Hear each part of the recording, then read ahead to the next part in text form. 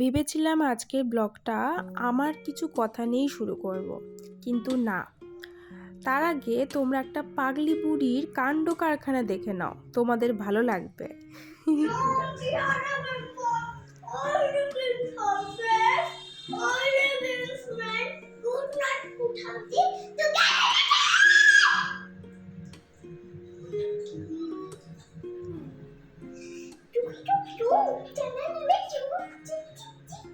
তাহলে দেখলে তো পাগলি বুড়ির কাণ্ড কারখানা।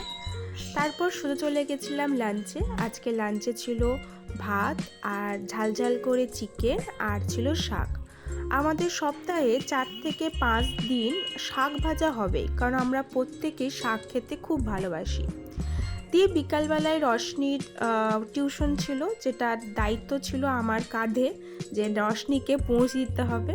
তো ঠাকুর ঘরে প্রদীপটা জ্বলছিল, তো প্রদীপটাকে বন্ধ করে দিয়ে চলে গেছিলাম, কারণ আমাদের বাড়িতে কেউ ছিল না।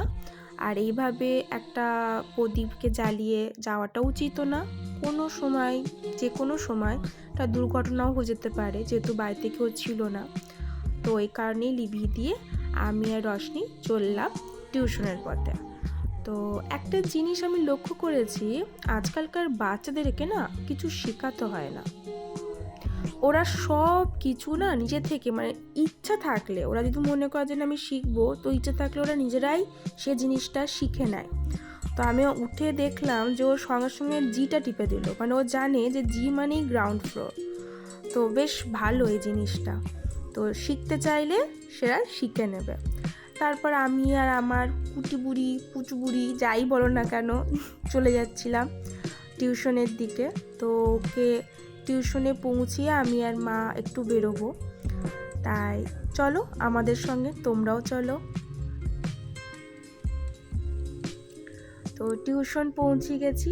তো ওখানে রশনি টিউশন গিয়ে আমাকে বাই বাই করে চলে গেল, ঢুকে গেল। তারপর যাওয়ার পর তো একটা বান্ধবীর সঙ্গেই দেখা, এটা ছোটোবেলাকার বান্ধবী। দিয়ে বললাম মায়ের সঙ্গে বেড়াবো, তো মায়ের সঙ্গে বেরিয়েছি। তো এখানে একটা দোকান আছে যে মাছে ভাতে বাঙালি, তো ওই দোকানটায় যাওয়ার খুব ইচ্ছা, যেখানে অনেক রকমের মাছ পাওয়া যায়। আর দেখে নাও এইটুকুটাই বাজার। আজকে একটা রেসিপি রান্না হবে, তার জন্যই কিছু কিছু জিনিস কেনার ছিল। তো মাকে বলছিলাম, মা তোমার এই রেসিপিটা কিন্তু আমি ভিডিও করব। তা করতে করতেই দেখছি বাইরে থেকে একজন চিৎকার করে কাঁদতে কাঁদতে আসছে। তো এই যে চলে এসছে আমাদের কাঁদুনি বুড়ি, এখানে আমি কাঁদুনি বুড়ি ওকে বলবো। তো কান্নার ভিডিও করলে খুব রেগে যায়, তাই জন্য বেশি করা যায় না। তো আমাদের আজকে ডিনারে ছিল চিলি পনির। তো এটা মায়ের সম্পূর্ণ নিজস্ব রেসিপি, রেস্টুরেন্টে যেমন চিলি পনির হয় সেরকম একদমই না। তো এটা রেসিপিটা খুব তাড়াতাড়ি ভিডিওর মাধ্যমে তোমাদের কাছে পৌঁছাবো। আশা করছি তোমাদেরও ভালো লাগবে। তো আজকের ব্লগটা এই পর্যন্ত। ভালো থাকবেন, সুস্থ থাকবেন।